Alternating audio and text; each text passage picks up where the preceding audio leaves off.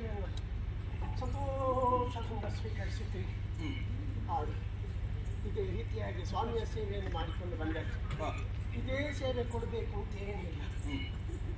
ನಿಮ್ಮ ಕೈಯಿಂದ ಯಾವ ಸೇವೆಯನ್ನು ಬೇಕಾದರೂ ಸ್ವೀಕರಿಸುವುದಕ್ಕೆ ಹಾಗೆ ಇದೇ ರೀತಿಯಾಗಿ ಸ್ವಾಮಿಯ ಸೇವೆಯನ್ನು ಮಾಡಿಕೊಂಡು ಬಂದರೆ ನೀವು ಮಾಡುವಂಥ ಉದ್ಯೋಗದಲ್ಲಾಗಲಿ ಕಾರ್ಯದಲ್ಲಾಗಲಿ ಯಾವುದೇ ರೀತಿಯ ಕುಂದು ಕೊರತೆ ಕೋಪ ದೋಷ ಬಾರದ ಹಾಗೆ ಸ್ವಾಮಿ ವೀರಭದ್ರ ನಾಗಬ್ರಹ್ಮ ಬೆಂಗಾವಲಾಗಿ ನಿಂತು ಎಲ್ಲವನ್ನ ನಡೆಸಿಕೊಟ್ಟಿದ್ದಾನೆ ಅಂತ ಹೇಳಿಸಿಕೊಡ್ತಾರೆ.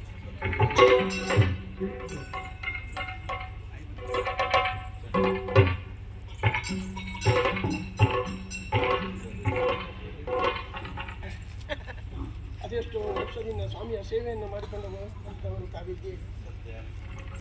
ಒಬ್ಬರಲ್ಲ ಇಬ್ಬರಲ್ಲ ಕುಟುಂಬ ಸಮೇತರಾಗಿ ಸ್ವಾಮಿಯ ಸೇವೆಯನ್ನು ಮಾಡ್ತಾ ಇದ್ದೀವಿ, ತಾಯಿಯ ಸೇವೆಯನ್ನು ಮಾಡ್ತಾ ಇದ್ದೀವಿ.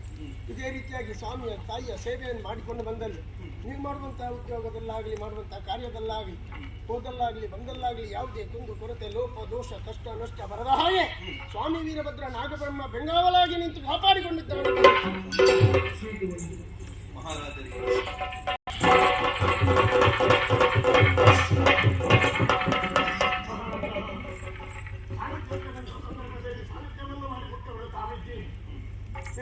ಸೂರ್ಯಚಂದ್ರನಿವರೆಗೆ ಶಾಶ್ವತವಾಗಿರುವ ಸ್ವಾಮಿ ವೀರಭದ್ರ ನಾಗಬ್ರಹ್ಮ ನಿಮ್ಮ ಕುಟುಂಬ ಸಮೇತರ ಹೆಸರನ್ನು ಶಾಶ್ವತವಾಗಿ ಉಳಿಸಿಕೊಂಡಿದ್ದೇನೆ.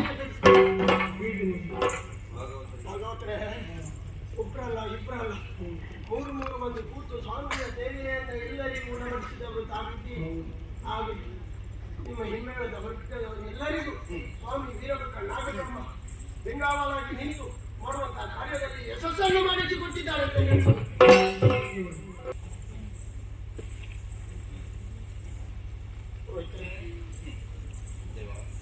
ಎಲ್ಲರೂ ನನ್ನ ಭಕ್ತರೇ. ಸ್ವಾಮಿಯ ಸೇವೆ ಆರಂಭ ಆಗುವಾಗ ಅದೆಷ್ಟೋ ಜನ ಇದ್ರು, ಆದರೆ ಈಗ ಸ್ವಲ್ಪ ಕಡಿಮೆ ಆಯಿತು ಅಂತ ಕಾಣುತ್ತೆ.